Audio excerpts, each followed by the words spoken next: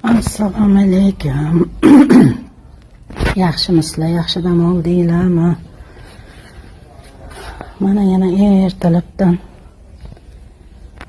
gullarim oldiga chiqdim. Bu yoqda magnoliya, chechenislarim, bu yoqda gullar, bu yoqda ham gullar. Ana gvazdikalar ochilayotibdi. Bu yoqdan ramashkani olib tashladim. Chunki gullar bo'ldi. Endi yangi gullar chiqadi. Mana barbarisim chota isoda ja unchalik yaxshi aniq qilmayapti.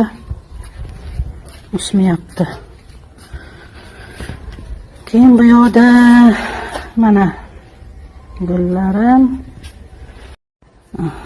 Mana bu yoqda gullar, mana bu yoqda to'yga ekkanman gullardan. Gullar hali endi g'unchalayapti mana. Mana bu yoqda gullar yotibdi. Mana qaranglar. Quyoshni yaxshi ko'rar ekan. Bo'lmasam o'sha chibretslar bilan birla oluvdim. Kattagina edi. Mana endi quyoshga olib o'tdim. Endi yaxshi o'syapti. Mana bu yoqga hosta ekdim. Bu yoqga yaxshigina quyosh tushadi. Endi bilmayman, ko'ramiz qanaqa o'sadi. Unisini bilmayman. Keyin bu yoqda mana bu gullarim unchalayapti. Mana shu gulni sevaman. Juda yaxshi ko'raman. Beozor, ja unaqa jiddiy e'tibor talab qilmaydigan gul.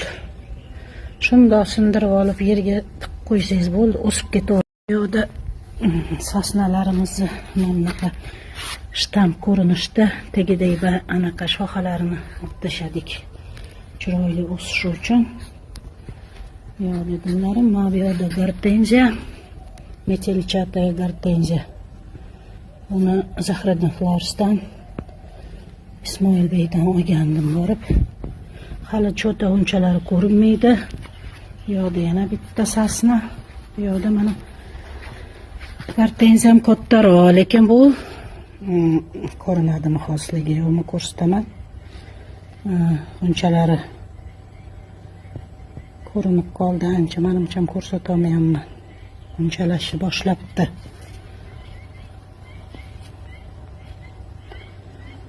Hali ko'rsataman. Endi yana bitta narsa qaranglar. Mana buni olib kesib tashlaganimni yerga tiqib qo'ydim. Bay chiqazishni boshlabdi.